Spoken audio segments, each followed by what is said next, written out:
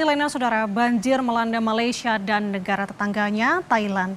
Sedikitnya 30 orang tewas dan puluhan ribu orang mengungsi di kedua negara. Di Malaysia, banjir sebagai dampak curah hujan tinggi dalam 5 hari terakhir.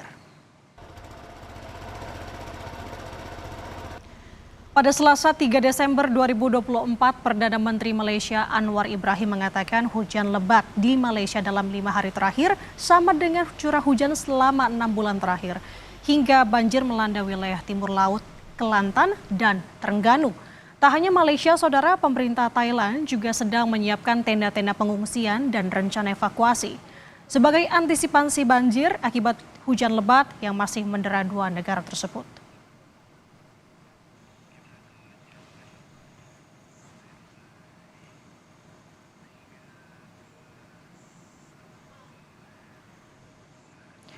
Saudara, serangkaian kecelakaan beruntun terjadi di jalan raya di wilayah Westphalia, Jerman. Kecelakaan ini akibat ulah pengemudi truk yang ugal-ugalan.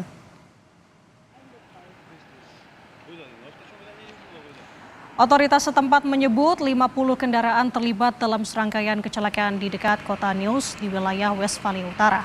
Kecelakaan akibat sebuah truk yang melaju dengan cara zigzag dan baru berhenti saat menabrak banyak kendaraan di dua jalan raya di Jerman. Akibatnya, saudara, banyak pengendara cedera. Sebelumnya, para pengemudi jalan raya telah diperingatkan melalui radio lalu lintas dan diminta menepi secepatnya. Namun pengendara yang melintas tak dapat menghindari truk berplat nomor Polandia tersebut. Investigasi awal polisi menyebut pengemudi truk penyebab kecelakaan ini mengalami sakit jiwa dan sementara ditempatkan di klinik psikiatris.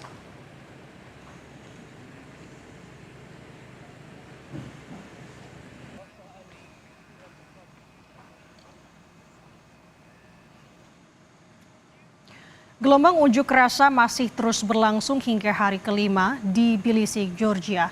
Total sudah lebih dari 200 demonstran yang ditahan polisi.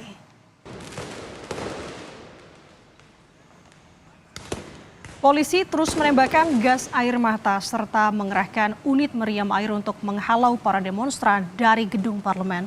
Unjuk rasa ini, saudara, sudah berlangsung hingga hari kelima untuk menentang pemerintah yang menunda perundingan untuk bergabung ke Uni Eropa.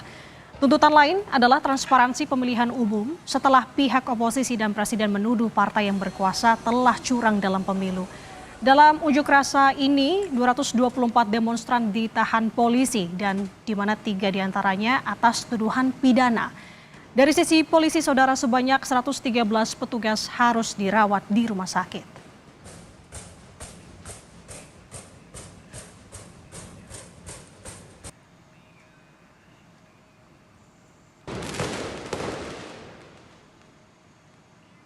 Kesorotan lain, saudara, unjuk rasa juga terjadi di Wolfsburg, Jerman, di mana ribuan pekerja produsen mobil Volkswagen menolak pemotongan gaji dan penutupan pabrik.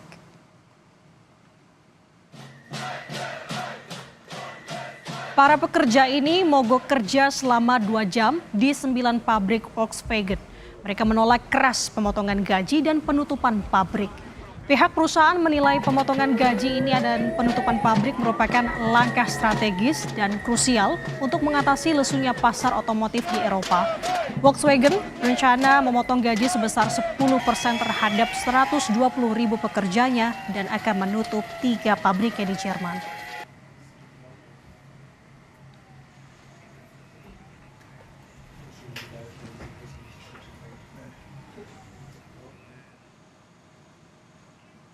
Kerusuhan terjadi dalam sebuah pertandingan sepak bola di Guinea, Afrika bagian barat. Sedikitnya 56 orang tewas dalam tragedi ini.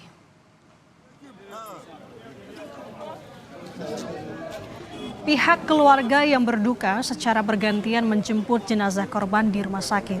Pertandingan menjadi kacau setelah para penonton memprotes keputusan wasit. Ribuan orang menjadi panik setelah petugas keamanan menggunakan gas air mata. Kerusuhan pun sempat meluas, saudara, hingga keluar stadion. Pihak terkait kini tengah melakukan investigasi untuk mengusut kasus ini.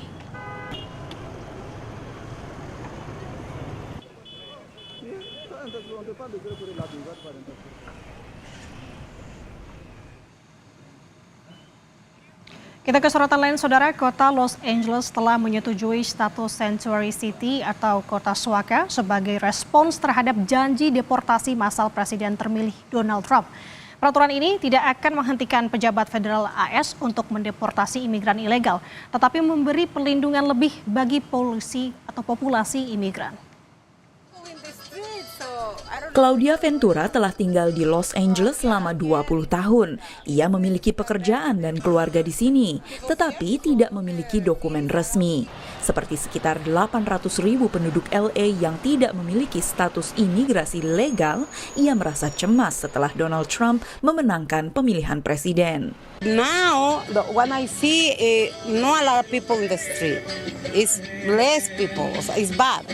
Yeah, I think the people scared for the deportation. Dewan Kota Los Angeles menyetujui status Sanctuary City atau kota suaka pada 19 November. Ini berarti polisi dan otoritas negara bagian tidak akan membagikan informasi tentang status imigrasi seseorang dengan otoritas imigrasi federal kecuali jika hal tersebut melibatkan kejahatan serius. A city ordinance like this sends a very strong message to the community in Los Angeles and to the rest of the nation that in Los Angeles, resources available will be used for the purposes of keeping the community safe, of keeping the community trusting in their own leaders, and in keeping the community thriving, not in arresting them or causing chaos in their communities. Namun tidak semua orang di kota tersebut setuju dengan keputusan ini. Pendukung Trump, sekitar 38% penduduk menurut hasil pemilu,